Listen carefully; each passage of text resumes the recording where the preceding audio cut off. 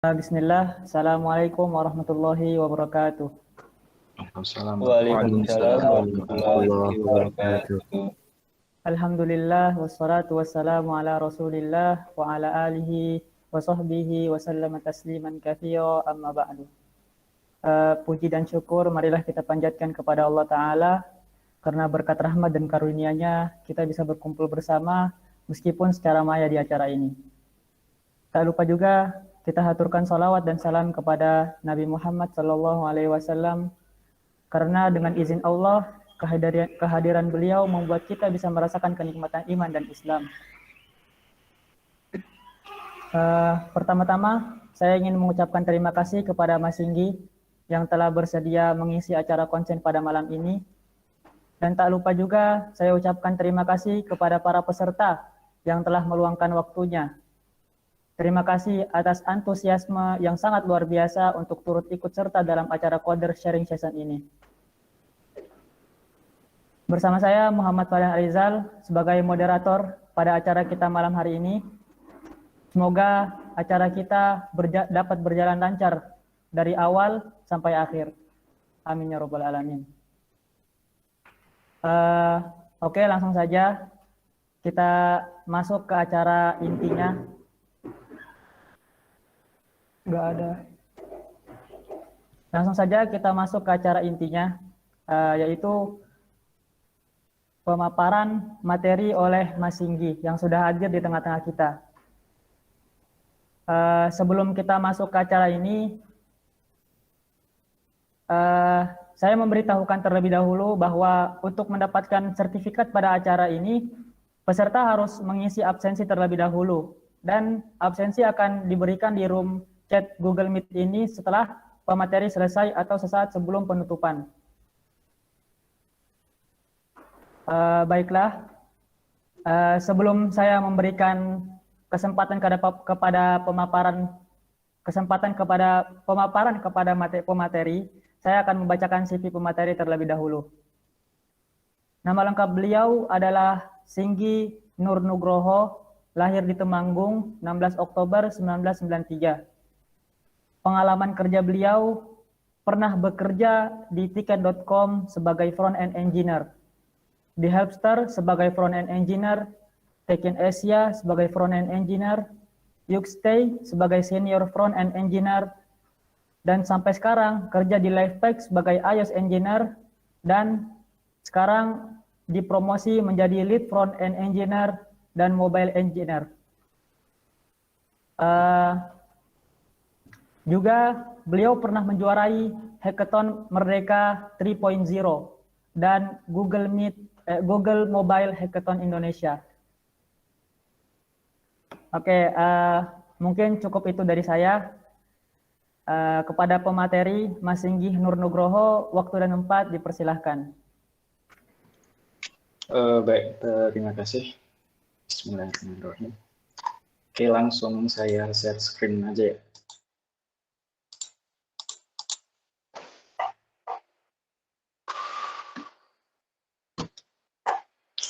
Udah kelihatan?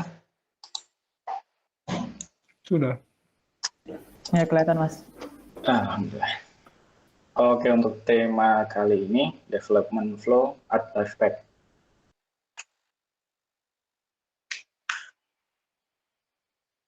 Oke, perkenalan mungkin sebagian tadi udah dikenalin. Nama saya Singgi Nur Nugroho, lead front-end web dan mobile di Lifepack.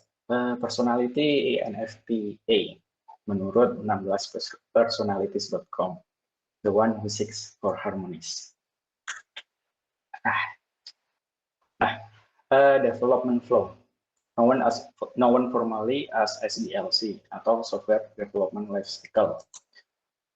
SDLC ini sebuah framework yang mendefinisikan tentang proses software industri untuk desain, develop, dan software testing, bertujuan menghasilkan high quality software yang sesuai dan memenuhi customer expectation, timeline, and cost. Dalam pembuatan software sendiri, sebenarnya nggak ada kata selesai. Ketika kita rilis atau update software, itu hanyalah sebuah step untuk mengembangkannya menjadi software yang lebih baik. Makanya proses yang jelas dengan step-stepnya itu penting, karena itu berkaitan erat dengan pekerjaan kita sehari-hari. Nah, benefit of using a formalized SDLC. Jadi, kenapa sih kita harus ngeformulasiin SDLC ini? Satu, create a common vocabulary for each step along the way. Ini lebih kayak ke rules yang nggak tertulis, tapi semuanya bisa ngerti gitu. Karena ini terjadi berulang-ulang. Kayak ketika kita mau naikin software, kalau dari QA belum bilang testingnya done, ya engineer jangan match ke master atau main dulu di gitnya. Tapi kalau rule-rule ini pada akhirnya mau ditulis pun, ya nggak apa-apa. Dua, define communication channel and expectation between developers and project stakeholder. Stakeholder itu orang yang paling mempengaruhi atau punya kepentingan terhadap project kita. Katakanlah kita mau bikin project tentang stock management. Ya biasanya yang jadi stakeholder di sini salah satu orang operasional, nggak mesti lead-nya, tapi bisa juga karyawan yang mungkin ide-nya disetujui oleh lead-nya gitu. Nah, dengan adanya SDLC ini biasanya menyediakan ruang diskusi juga buat stakeholder, engineer, dan semua profesional yang bersangkutan. Karena bahasa mereka kan biasanya beda-beda tuh. Jadi harus sering berkomunikasi biar bisa sepemahaman. Ketiga, set clear roles and responsibility for your entire team. Kalau ini kurang lebih udah jelas ya. Jadi setiap role itu punya tanggung jawabnya masing-masing. Keempat, provide an agreed upon definition of done for each step to stop scope creep and help keep the project moving. Definition of done ini mungkin pernah dengar juga dengan nama lain acceptance criteria. Biasanya yang define ini cukup stakeholder dan orang produk. Tapi kadang-kadang QA atau engineer bisa lebih detail juga tuh di sini. Seumpama stakeholder dan produk cuma bikin definition of done tentang positive case. Nah, kadang tuh QA atau engineer itu malah bisa lebih tahu nih kalau negatif case-nya apa aja sih. Seumpama produk promo. Nah, DOD atau AC-nya itu user bisa apply promo. Ketika berhasil apply itu ya potong harga, terus ada UI alert muncul gitu. Nah, tapi biasanya QA yang suka nanya ini, kalau gagal gimana ya? Nah, kayak itu juga harus ditulis di definition of done gitu. Jadi nggak cuma positif case-nya aja, tapi negatif case-nya pun juga harus ada. Biar kayak ketika udah jalan itu nggak bolak-balik nanyain ke produk, kalau kayak gini gimana ya, kalau kayak gini gimana gitu. Nah, terus yang scope creep itu apa? Ini biasanya juga penyakitnya QA. Jadi ketika QA itu ngetes produk kita pas development, itu kadang mereka nemu bug yang bugnya itu sebenarnya udah ada di production gitu. Tapi karena mereka nemunya di sini, mereka pengennya ini di fix juga dong gitu. Nah, sebenarnya tergantung scope dari bug itu juga. Kalau bugnya kecil kayak cuma benerin wording atau UI benerin warna gitu ya nggak masalah. Cuma kalau bugnya sampai yang benerin flow gitu, nah itu tuh yang ribet karena scope-nya bisa melebar. Dan ketika scope kerjaan melebar, berarti timeline-nya juga tambah panjang. Nah, itu yang pengen kita hindarin. Kelima, formalize how to handle bugs, fitur request, dan update. Nah, ini juga kalau tim startup-nya masih kecil, ini penting banget. Karena ketika development udah jalan, terus tiba-tiba di production ada bugs kayak yang tadi disebutkan, itu harus ada rules-rulesnya biar jelas. Kayak bugnya ini mau dibenerin pas development, atau developmentnya dikelarin dulu nih, baru bugnya dikerjain gitu. Nah, kayak gitu sih biasanya di set based on priority ya. Nah, pertanyaan tentang apakah sebaiknya kita pakai SDLC atau enggak, itu mungkin sama kayak tanya, better kita jalan di padang pasir, ngarepin oasis, atau kita jalan dengan map yang bakal nganterin kita sampai tujuan, di mana udah jelas jawabannya. Oke, kalau gitu coba kita breakdown di SDLC ini, kita ngapain aja sih? 7 stage of SDLC. Satu, analyze dan planning. Ketika request masuk, entah itu dari stakeholder atau user, ada beberapa hal yang bisa kita lakuin. Satu, alignment. Request-nya make sense nggak sih sama misi perusahaan? Dua, resource. Manpower-nya berapa ya? Atau kita butuh hiring lagi nggak nih buat nambah manpower-nya? Atau bahkan ke tools, kayak kita butuh SMS nggak buat OTP, dan sebagainya. Terus ketiga, schedule. Kira-kira bisa dimulai kapan? Selesainya kapan? 4, cost estimasi.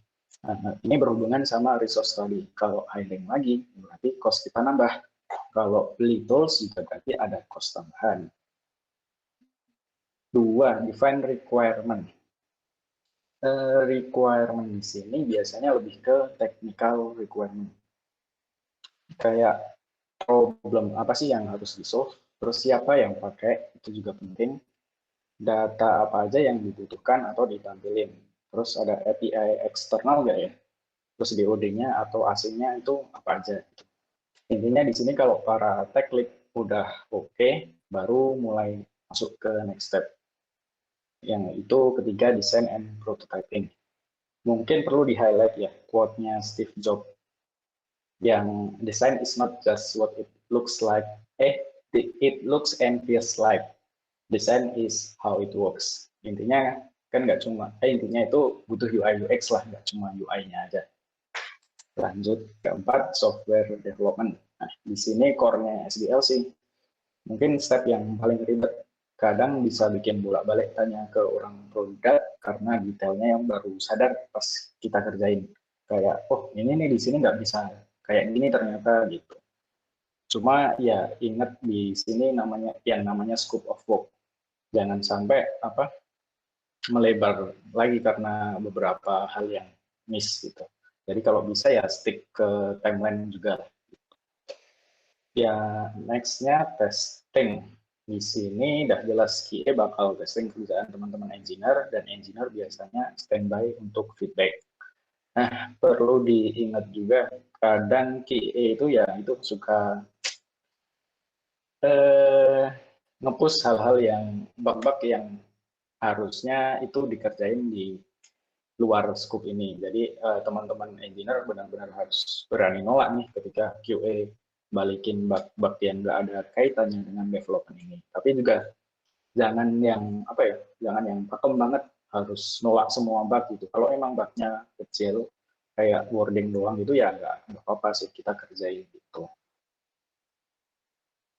Terus juga kalau ada bug itu disaranin juga buat ke QA-nya dicatat aja, nanti dimasukin ke tech ops kalau emang kalian ada tech ops atau apapun lah itu namanya. Yang keenam, deployment. Deployment ini ya udah jelas pekerjaan kita tadi bakal di deploy ke web, atau kalau app ya dipublish ke App Store dan Play Store. Nah, terus lanjut yang ketujuh, maintenance dan update.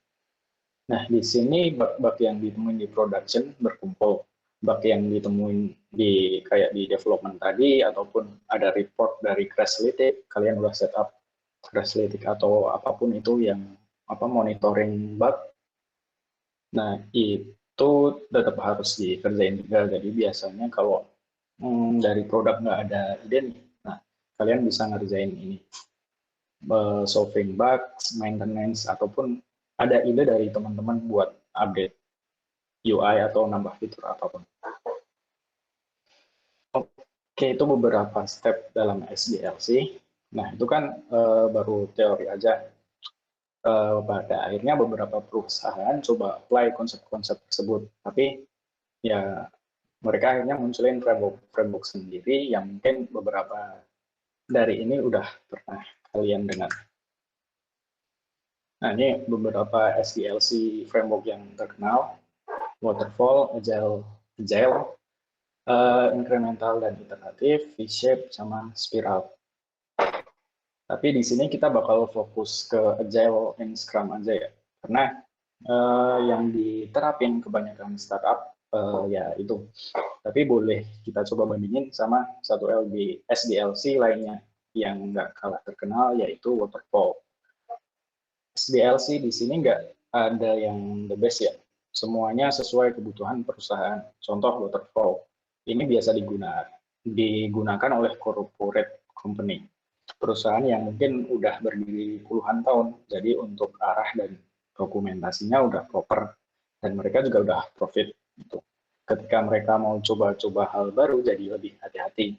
Makanya development-nya jalan sekuensial kayak pertama-tama nunggu requirement benar-benar fix semuanya, terus nunggu budget turun, terus nunggu approval dari atasan atau tanda tangan, baru project bisa jalan. Beda sama startup yang menerapin agile atau ngejar MVP, karena biasanya mereka belum punya cukup dokumentasi ataupun arah yang jelas kemana. Masih cari bisnis model yang sesuai market fit lah. Gitu. Jadi startup harus responsif terhadap perubahan setiap saat dan berani nyoba hal baru. Agile dan Scrum ini sebenarnya dua kata yang mungkin beda maksud. Agile itu lebih ke filosofinya. Nah, kalau Scrum ini framework-nya Agile, jadi ada framework di dalam framework. Dari penerapan Agile sendiri yang paling terkenal ya si Scrum ini. Next. Nah, Agile dan Scrum ini punya kesamaan. Pertama, short-term development cycle. Kedua, fokus di people, collaboration, dan communication.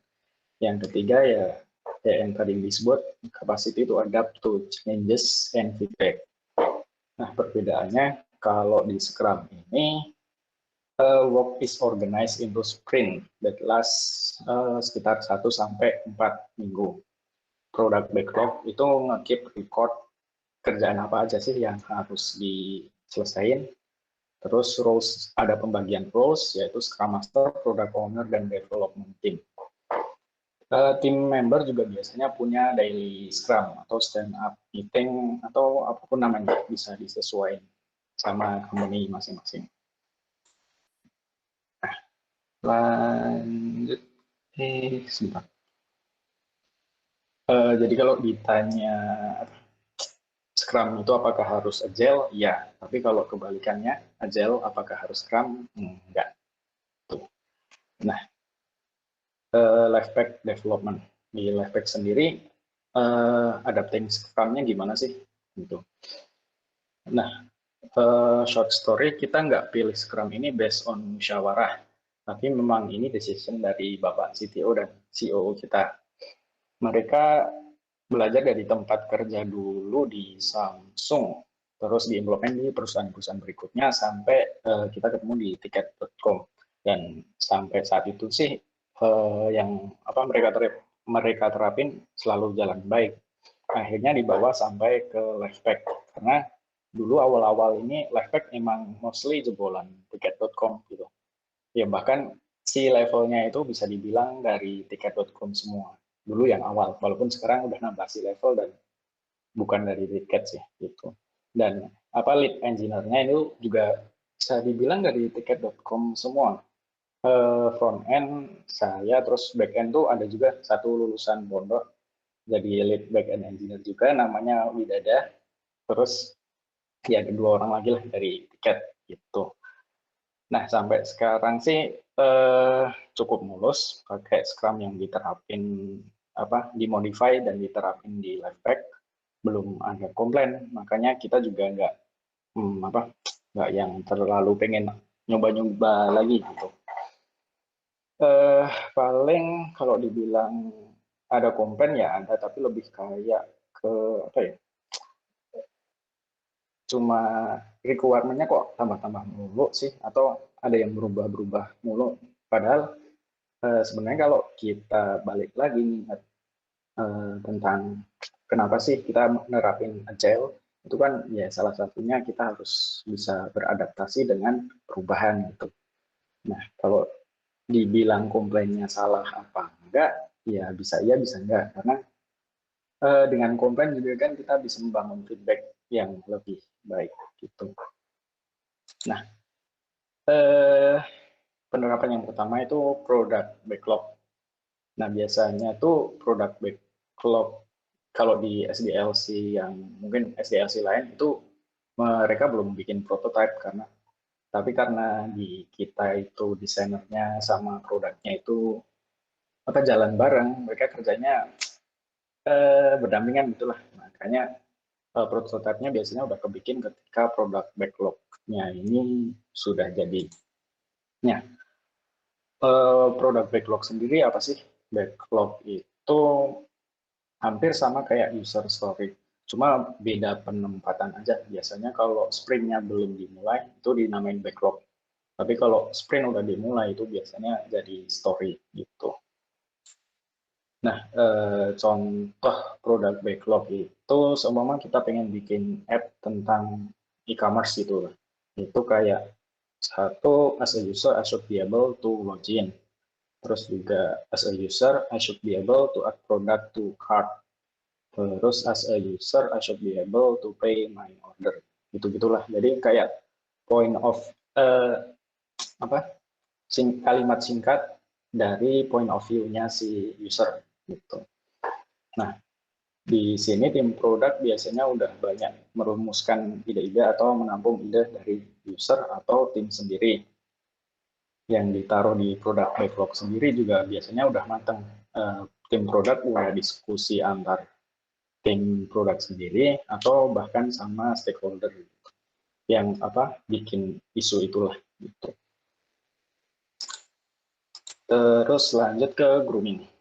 Backlog dari tim produk ini kemudian didiskusiin kembali bareng tech lead, karena kita harus tahu kayak limitasi dari teknologi itu seperti apa sih, ataupun limitasi dari sistem yang sudah kita buat sekarang itu, atau mungkin dengan adanya teknologi apa kita bisa bikin workaround dari limitasi tersebut itu. Nah, terus lanjut ke sprint backlog. Dari hasil diskusi grooming itu, tim produk mindahin backlog yang udah ada, yang di produk backlog tadi ke sprint backlog. Yang biasanya sprint backlog itu udah kesusun rapi lah, dan itu bisa achievable dalam suatu waktu, walaupun belum ditentuin berapa. Nah, kalau sprint sendiri, mungkin bagi teman-teman yang belum pernah dengar, sprint itu kayak kerjaan kita dalam suatu waktu lah. Jadi tim development bekerja untuk menyelesaikan working software. Biasanya ya bisa 1 minggu sampai 4 minggu gitu. Nah, setelah udah ada sprint backlog, itu kita masuk ke sprint planning. Di sini kita bikin estimasi. Nah, biar bisa kayak semua sprint backlog ini bisa diselesaikan dalam berapa sprint sih? Cukup 1 sprint kah atau 2 sprint? Atau bisa lebih gitu. Cuma biasanya ketika lebih dari 1 sprint itu cara pengerjaannya agak beda. Seumpama tiap sprint itu biasanya kan ada namanya testing pre-release, dari awal sampai akhir itu dites semua. Nah, kalau sampai 2-3 sprint itu biasanya kayak gitu nggak ada. Jadi begitu development selesai, ya udah langsung lanjut ke next sprint. Nggak ada testing yang pre-release dari awal sampai akhir. Nah, cara estimasi waktunya sendiri itu kalau di Lifepack itu kita pakai Scrum Poker dan angkanya pakai Fibonacci. Cuma ini bebas ya, nggak harus pakai itu. Kalian bisa pakai yang t-shirt atau model apapun. Kalau Fibonacci ini kayak angka 1, 3, 5, 8, 13. Nah, seberapa besar satu itu tergantung tim kalian juga.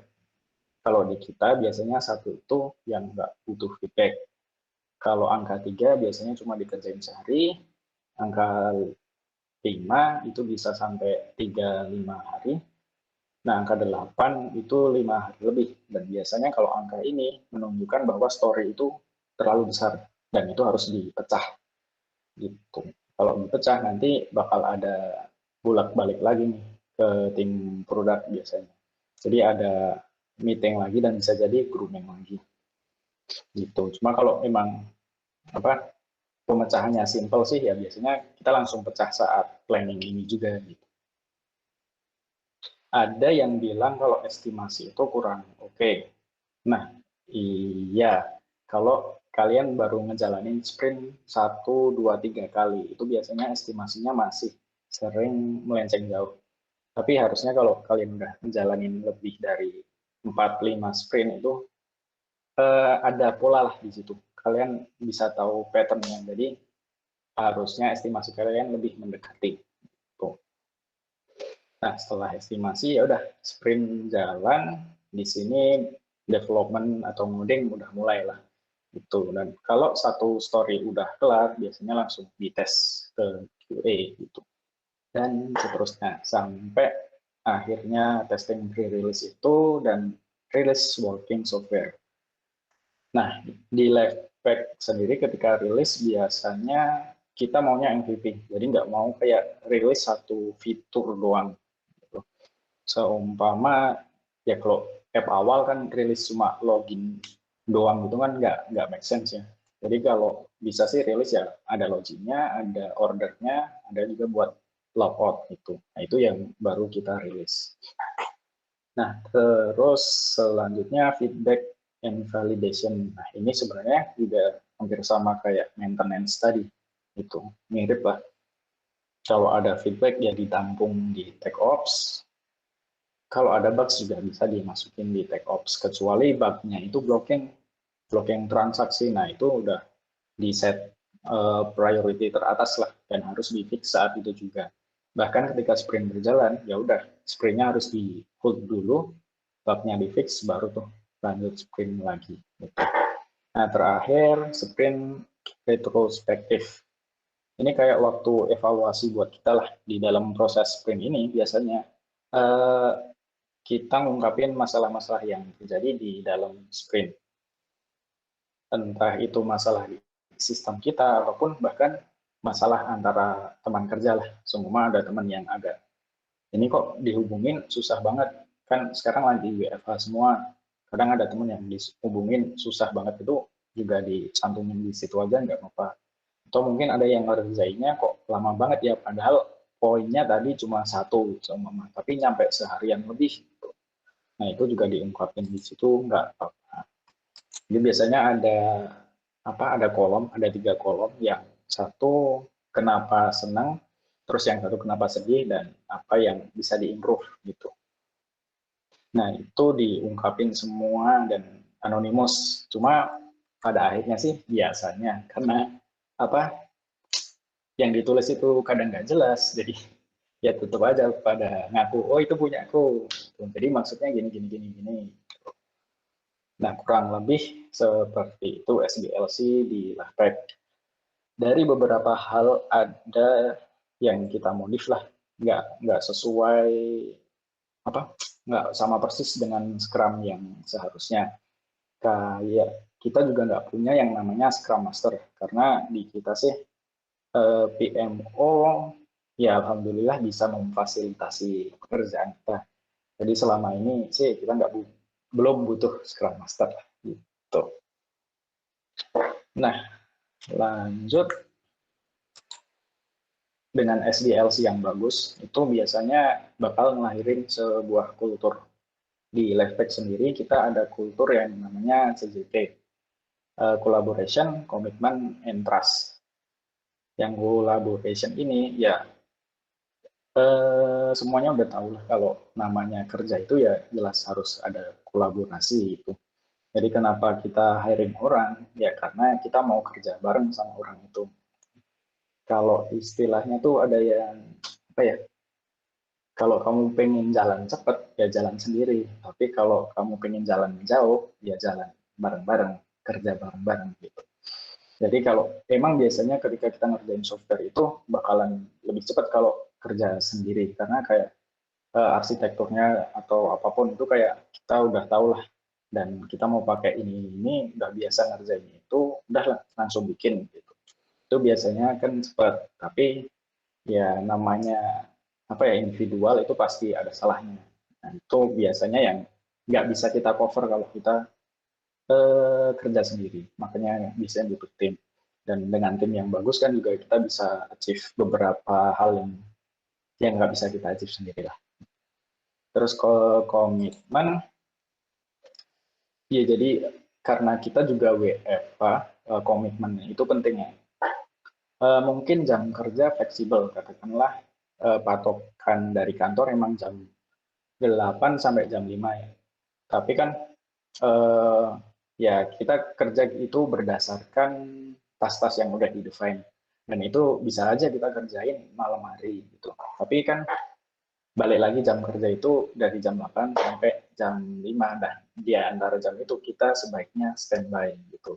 Karena kita udah komitmen mau bekerja di jam itu. Kalau ada teman yang hubungin itu jadi bisa langsung cepet tanggap lah, nggak molor-molor gitu. Karena bisa jadi juga temennya butuhnya cepet gitu. Kalau dari kita jawabnya lama-lama ya mereka juga kerjanya molor juga gitu. Jadi ya gitulah. Saling apa ya namanya, intinya kalau satu molor jadi molor semua gitu. Nah terus trust, ya karena kita kerja bareng itu juga penting sih, percaya sama seumpama aku sebagai lead, ketika aku ngebagiin tas ke teman-teman, ya udah aku bakal percaya kalau teman-teman itu emang capable buat ngehandle tas itu gitu. Dan juga dari teman-teman juga percaya kalau aku bisa ngebantu kalau ada masalah itu. Nah, itu sih kurang lebih. Udah paling dari aku sekian aja. Mungkin tak kembaliin lagi ke moderator MC. Oke, itu dia pemaparan dari Mas Singgi.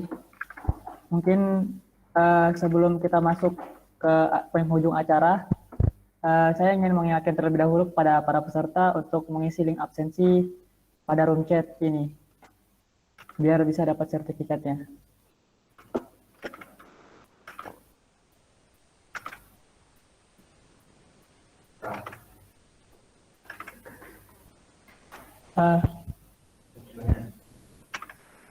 Oke, sebelum penutupan, mungkin setelah kita mendengarkan pemaparan materi tadi, mungkin ada satu dua di antara teman-teman yang ingin bertanya,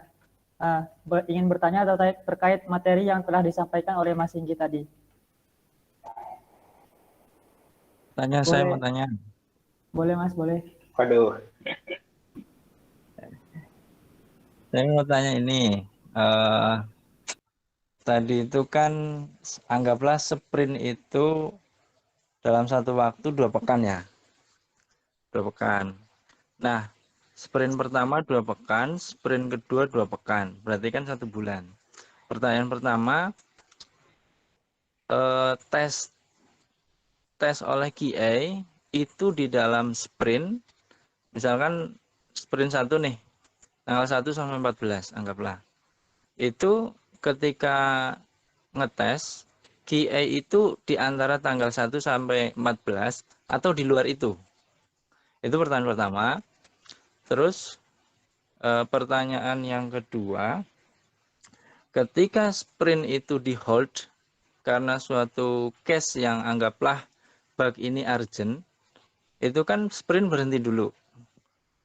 Nah, padahal di dalam anggota tim paling hanya ada 1 orang yang bisa benerin bug itu dan teman-teman yang lain bisa lanjut sprintnya. Apakah satu tim itu di hold, kemudian apakah sprint waktunya jadi mundur, yang tadinya tanggal 14 karena di hold 2 hari jadi tanggal 17 gitu.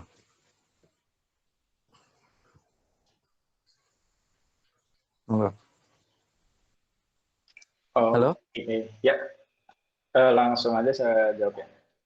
Nah, untuk pertanyaan yang pertama, dalam satu sprint mungkin ya katakanlah tanggal 1 sampai 10. Nah, QA biasanya ngetes di tanggal berapa, itu langsung. Jadi biasanya dalam hari ke-1 dan kedua, itu QA bakal bikin test case dulu. Nah, dalam 2 hari ini, kemungkinan besar udah bakal ada 1 subtask yang bisa dites. Jadi mungkin nggak satu story ya yang langsung dites, tapi di dalam satu story itu biasanya kan kita masih breakdown lagi tuh kalau sebagai engineer. Jadi masih seumpama tadi as a user I should be able to login. Nah, di dalam login ini pertama kita bikin UI-nya seumpama. Nah, terus subtask kedua kita bikin request-nya. Nah, subtask ketiga kita nge-handle refresh token seumpama. Nah, ketika subtask yang pertama bikin UI itu udah selesai, nah itu biasanya bisa langsung di deliver ke QA. Atau mungkin subtask pertama dan kedua selesai bareng nih, itu juga bisa langsung di deliver ke QA. Jadi QA udah punya kerjaan di hari ketiga gitu. Bang mostly biasanya di hari ketiga.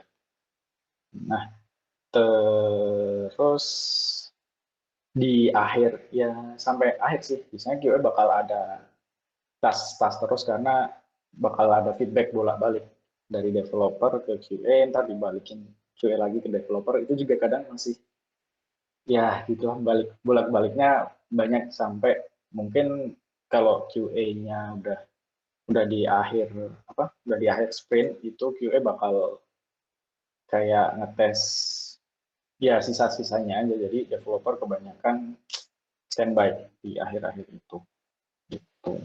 Nah, tapi kalau yang pre-release yang testing dari awal sampai akhir itu biasanya di luar sprint. Gitu. Jadi ada waktu tersendiri buat pre-release. Nah, terus buat pertanyaan yang kedua,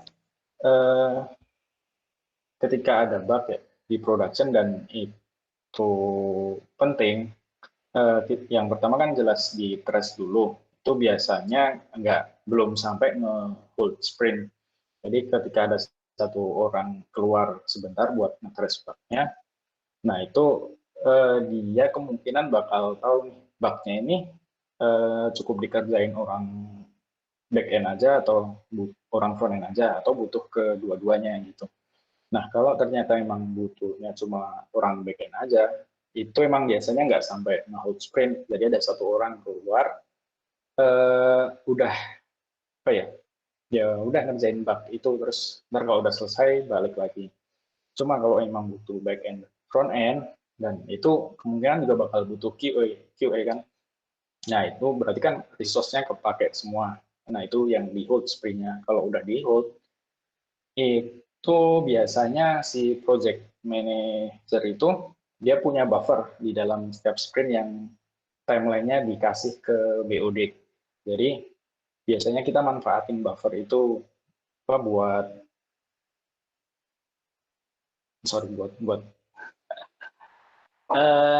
ya ini kan ada buffer terus sorry kalau yang buffer ini dipakai di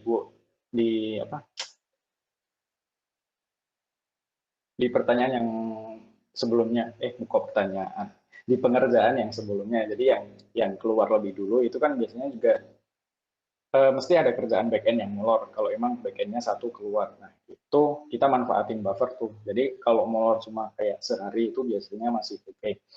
Nah kalau yang sampai nge-hold itu emang biasanya sprintnya diperpanjang, dan itu kita kasih tahu ketika tech lead-nya ada bukan weekly ya, biasanya weekly 2 minggu sekali kita ada meeting sama BUD. Nah kita kasih tahu nih kenapa timeline-nya molor sih, karena kemarin nemuin bug ini gitu. Nah sorry jadi gagal. Apakah sudah menjawab Mas Usman? Iya, cukup menjawab. Berarti ini ya, QA itu di tengah-tengah sprint, awal sprint, atau hampir akhir sprint dia tetap ini ya, ngecek-ngecek terus, tektokan terus. Bahkan ketika nemu bug itu langsung disampaikan dan langsung diperbaiki saat itu juga toh. Iya. Berarti kan bukan membuat bug untuk backlog next sprint kan? Nah, tergantung bug-nya Mas Usman. Jadi ketika bug-nya itu di dalam scope of work-nya sprint ini, semua kita bikin fitur login itu. Nah, ketika bug-nya itu kalau login pakai user ini kok nggak bisa sih? Nah, itu kan berarti masih di dalam scope itu. Tapi kalau ternyata bug-nya itu kayak apa ya, ini habis login kok ternyata di home jadi kayak gini gitu. Nah, mungkin bisa jadi itu bug yang ada di production gitu, bukan karena kita nambahin fitur ini. Nah, ketika bug yang emang sudah terjadi di production itu bisa kita lempar ke tech ops gitu. Kalau emang apa ya, impossible dikerjain dalam sprint ini. Tapi kalau semua bugnya ternyata cuma kecil, kita modding bentar aja udah oke, ya udah dimasukin ke sprint ini gitu. Oh, Gitu. iya, iya. Oh iya, satu lagi. Kalau di Livepack itu untuk sprint review sama sprint planning itu beda ini ya, beda hari ya? Beda, Apa jadi Mas. satu satu ini session? Beda. Soalnya kan sprint planning itu di depan ya. Kalau sprint review Mm-mm. kan di belakang. Dan Mm-mm. biasanya itu takes time sih. Emang biasanya itu nyampe setengah hari sendiri. Sprint planning pun bisa setengah hari, sprint review pun bisa setengah hari. Nah, tapi sprint review ini biasanya kayak lebih ke apa ya? Acara yang dibuat have fun aja gitu. Nggak seserius sprint planning. Biasanya kalau sprint planning kan kayak kita harus mikir nih apa possible kondisinya apa aja di situ gitu. Nah, kalau sprint review itu dulu kalau apa sebelum WFA itu ya kita bisa sambil makan-makan lah, kita beli apa terus nyantai, duduk-duduknya juga nggak harus yang tegang-tegang banget gitu. Jadi emang beda hari sih gitu. Setelah sprint planning kelar biasanya ada masa ya 2-3 hari developer atau ya semuanya lah itu ngerjain hal di luar sprint. Jadi seumpama developer punya tech dev tuh kayak karena kita ngejar timeline, jadi codingan kita belum serapi yang seharusnya nih gitu. Nah, itu biasanya developer ngerjain itu. Nah, terus QA bikin entah mereka ngerapiin apa tools-tools mereka atau nyari bug-bug lain gitu. Nah, kalau udah baru tuh ada grooming sama langsung sprint planning nih. Kalau grooming kan biasanya tech lead aja yang ikut. Kalau planning semuanya, semua anggota ikut gitu. Oh, berarti sprint review, ya kan? Sprint review itu isinya kan berarti kayak mempresentasikan hasil kerjaan tim ya, tapi santai gitu ya. Bukan hasil kerjaan juga sih, Mas. Lebih ke kayak masalah apa aja sih selama di sprint itu. Gitu. Mungkin kalau Oh. hasil kerjaan udah pada tahu semua ya. Hasil itu kan ada product owner ya, apa enggak? Mm-mm. Nah, Oh, product owner tahu hasil kerjaannya bukannya ketika didemokan di sprint review ya? itu beda lagi. Itu emang namanya demo sih. Nah, Oh, itu tadi, demo. sorry ya, mungkin itu agak miss tadi nggak tak masukin. Nah, demo ini biasanya emang sebelum sprint apa retrospektif. Tapi demo ini biasanya yang ikut cuma QA, orang produk sama stakeholder aja gitu. Jadi engineer mostly nggak ikut kecuali buat nge-config awalnya kalau emang itu butuh apa ya butuh config lagi lah. Tapi di kita biasanya itu udah automation. Jadi begitu naik ke production itu naik ke environment UAT juga namanya. Nah, biasanya environment UAT ini yang bakal dibuat presentasi. Gitu. Jadi tim engineer udah nggak ikut campur di dalam demo. Oh, ketika demo itu tim engineer nggak ikut campur ya? Iya, Mas. Nggak ikut Udah. campur. Hmm. Ya, ini agak beda memang, udah dimodifikasi ya. Itu berarti setelah sprint review, kemudian itu tim itu melakukan kayak rapi-rapi gitu ya, sehari 2 hari gitu ya. Iya. Hmm. Nah, berarti setelah sehari 2 hari itu terus habis itu sprint planning lagi Iya, untuk betul. next sprintnya. Iya. Oh iya ya. Kalau di sana satu sprint itu berapa lama? Berapa hari maksudnya? Sama sih, kebanyakan 2 minggu. 2 pekan ya, 2 pekan Iya. ya satu sprintnya. Kalau retrospektif itu setelah sprint review atau sebelum sprint planning? Di akhir sprint, jadi ketika udah deployment, itu baru kita ada retrospektif. Oh, berarti setiap 2 pekan juga. Atau Nah, digabung, retrospektif sama review digabung ya, berarti ya. Jadi satu session ya. nggak bisa sih, soalnya kalau retrospektif kan juga harus ada QA, ada orang produk, ada semuanya lah yang terlibat di situ. Sedangkan kalau Oh. ya itu sprint review atau demo, itu kan juga harus ada QA sama produk juga. Nah, jadi harus beda hari. Tapi retrospektif ini nggak selalu di setiap akhir sprint, Mas. Jadi biasanya di sprint yang apa ya, yang banyak masalah aja atau yang jengkelin gitu. Kok sprintnya agak ribet banget sih? Kenapa gitu? Baru kita ngadain retrospektif. Cuma kalau sprintnya lancar itu biasanya kita nggak ada retrospektif. Gitu. Kalau untuk daily daily sprintnya itu apa? Daily scrumnya itu apa lewat ketemu langsung apa Google Meet atau hanya chat? Kalau dulu pas WFO ya kita tiap pagi lah jam 8-an gitu, ya udah berdiri terus ngobrolin apa aja yang bakal dikerjain hari ini atau ada kendala gak sih hari ini gitu. Tapi kalau pas WFH gini ya pakai Google Meet gitu. Berarti Google Meet tiap jam 8 itu ngumpul bareng ya, satu tim itu ya. Dia maksudnya. Dan itu udah ada di kalender sih. Jadi ya tinggal ngeklik link aja di kalender. Itu tim development sama PMO ya. Iya, mostly Product tim owner nggak ikut, apa ikut? harusnya sih ikut, tapi eh, jatuhnya jadi kadang-kadang aja, nggak Oh, selalu ikut gitu. oke oke oke. Berarti Pada product owner yang wajib ikut itu ketika demo sama ya, review paling ya. iya betul betul. Oke oke, sip. Yang lain monggo.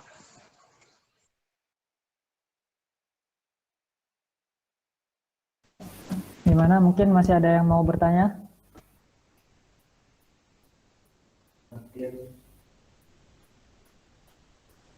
Saya dari alumni, mungkin Mas Yosa, atau mungkin ada Mas Faisal juga di sini nih. Eh, ada pertanyaan dari Abimanyu Gatia Daneswara.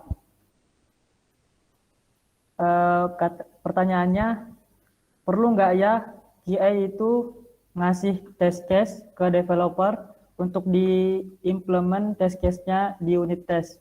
Karena takutnya nanti ketika lagi tahap testing oleh QA ada temuan banyak bug dan itu proses fixingnya itu mempengaruhi timeline yang jadi molor. Gimana Mas? Oke, nah ini tergantung developmentnya yang apa, develop apa sih namanya kayak TDD dan sebagainya itu. Kalau startupnya apply TDD apa enggak? Jadi kalau startupnya apply TDD emang better, test case-nya dibuat bareng sama developer gitu. Jadi ntar ketika udah ngoding selesai itu ada automation yang bisa langsung checklist semua unit testnya ataupun test case-nya dari QA. Tapi selama ini sih pindah-pindah di beberapa startup TDD itu susah banget ditemuin. Hampir nggak ada yang implementasi TDD karena startup itu ngejar timeline. Jatuhnya justru kalau pengen bikin unit test itu di luar sprint. Ya kayak kalau di Lifehack sendiri, ya itu pas senggang 1, 2, atau mungkin 3 hari itu kita bikin test case, bikin unit test gitu. Nah, kalau masalah bug-nya mempengaruhi timeline apa enggak, nah itu gunanya estimasi tadi. Kalau emang teman-teman udah estimate kerjaan kita bakal selesai dalam 1 sprint, ya itu komitmen kita berarti sebagai developer. Kalau emang masih ada bug sampai mungkin 2 hari terakhir, ya udah kita harus lembur jatuhnya gitu. Dan menurutku itu fine fine aja karena emang kita yang estimasi, kalau ada yang salah ya udah berarti itu tanggung jawab kita gitu.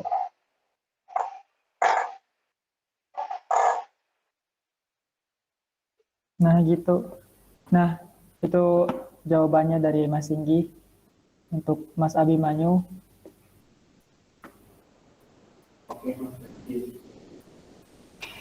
mungkin ada lagi yang mau bertanya?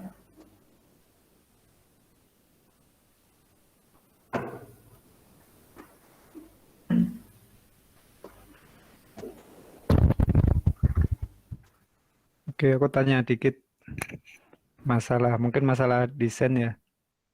Itu tadi kan yang pertama kan produk backlog dulu ya.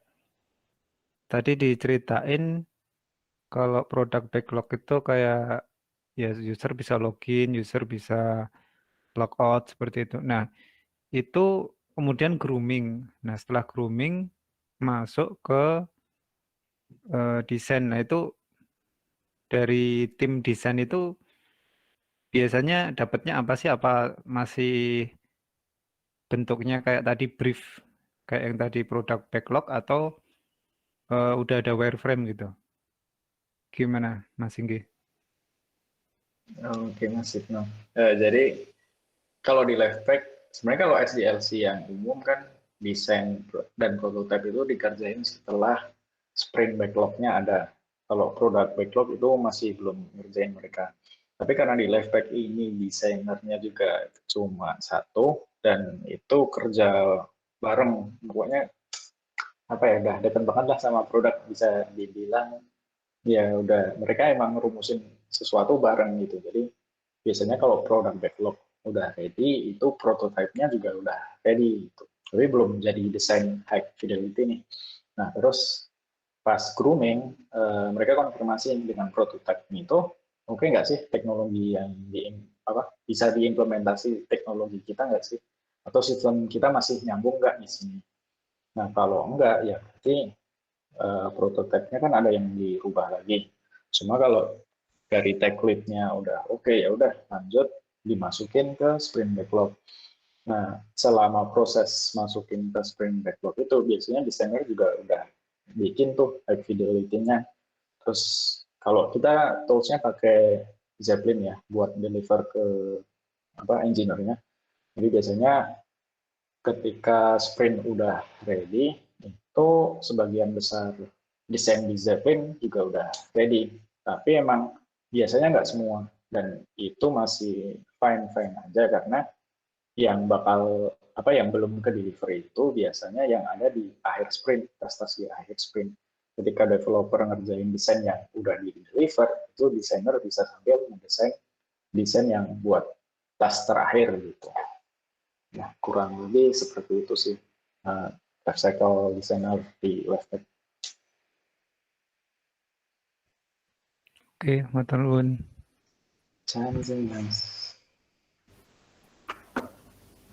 Gimana teman-teman? Masih ada yang mau bertanya?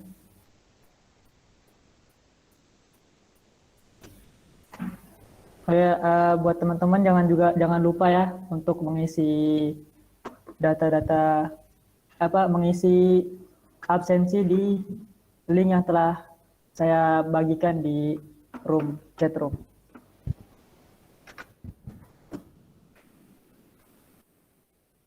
Oke, kalau nggak ada lagi yang ingin bertanya,